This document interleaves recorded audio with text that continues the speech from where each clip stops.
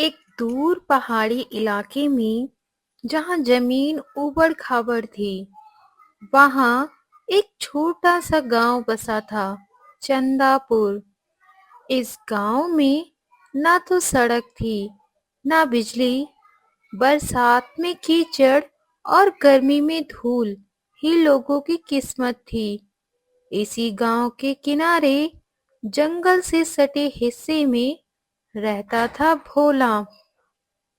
भोला गरीब सीधा साधा आदमी है। उसकी उम्र 30 के आसपास थी, लेकिन चेहरे पर गरीबी और मेहनत ने उसे समय से पहले बूढ़ा बना दिया था। भोला के साथ उसकी बूढ़ी माँ और उसकी छोटी बेटी रहती थी। बेटी के जन्म के दौरान ही पत्नी रीता की मृत्यु हो गई। अब उसकी पूरी दुनिया उसकी माँ और बेटी ही थे। भोला के पास ना पक्के घर की छत थी, ना खेत।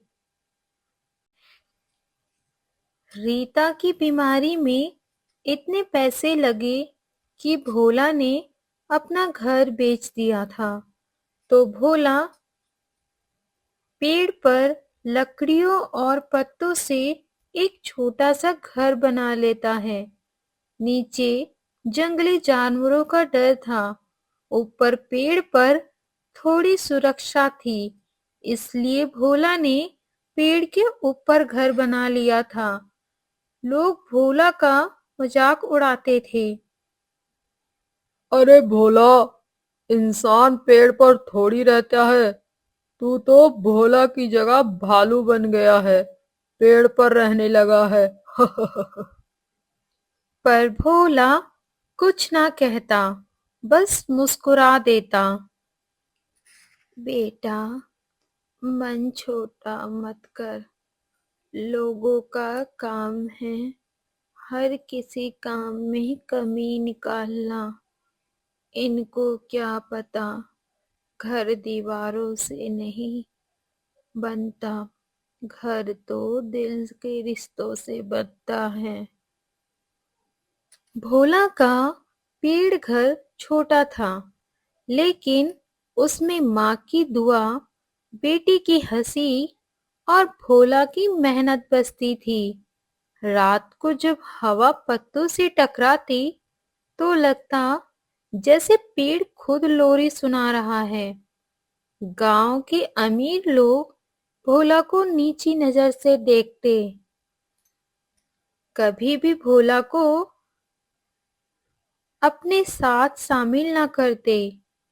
पंचायत में उसे बैठने तक नहीं देते। एक दिन गांव के जमींदार जंगल में आते हैं और फिर वो भोला से कहते हैं, ये जंगल सरकारी है और तुम भोला इसमें घर बनाए बैठे हो।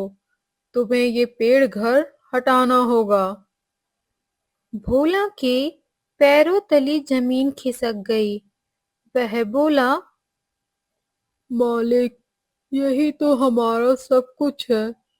आप तो जानते हैं, मेरे पास रहने के लिए और कहीं जगह नहीं है। आखिर मैं कहाँ जाऊंगा? हमें नहीं पता तुम कहाँ जाओगे। 3 महीने के भीतर ये जंगल खाली कर देना, जब तक अपना इंतजाम कर लो। भोला गिड़गिड़ाता रहा, लेकिन उसकी कोई न सुनता। रानी, जो अपनी फटी किताबें लिए पढ़ रही थी, वह अपने पिता से कहती है, पापा, आप परेशान मत हो। जब मैं बड़ी हो जाऊंगी तो आपके लिए पक्का घर बनाऊंगी। भोला हंसकर उसकी आंखों में देखता, पर भीतर से रो पड़ता। एक रात भयानक तूफान आया। आसमान गरजा, पेड़ झूमने लगे। गांव के कई पक्के घर की छतें उड़ गईं, लेकिन भोला का पेड़ घर मजबूत जड़ों की वजह से बच गया। भोला को उस रात महसूस हुआ, गरीब का घर कमजोर नहीं होता, उससे बस लोग कमजोर समझते हैं। पर भोला को अंदर ही अंदर ये चिंता खाई जा रही थी कि उसे जल्द से जल्द जंगल का पेड़ घर छोड़ना है। एक दिन जंगल में आग लग गई। गांव वाले भाग खड़े हुए। भोला अकेला था, जिसने सबसे पहले आग बुझाने की कोशिश की।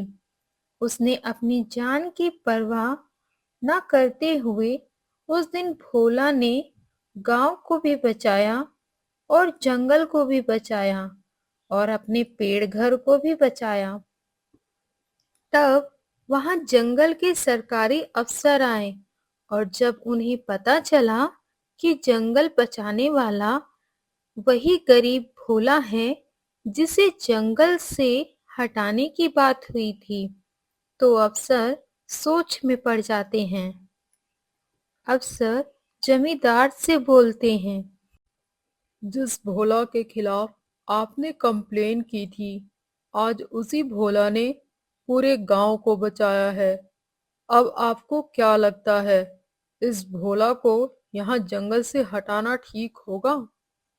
मुझे माफ कर दो भोला, मैं अंधा हो गया था। मेरी इंसानियत मर गई थी। मेरे पास इतना होने के बावजूद मैं तुझे कुछ दे ना सका और तेरे रास्ते का कांटा बनकर और खड़ा हो गया। माफ कर देना मेरे भाई मुझको।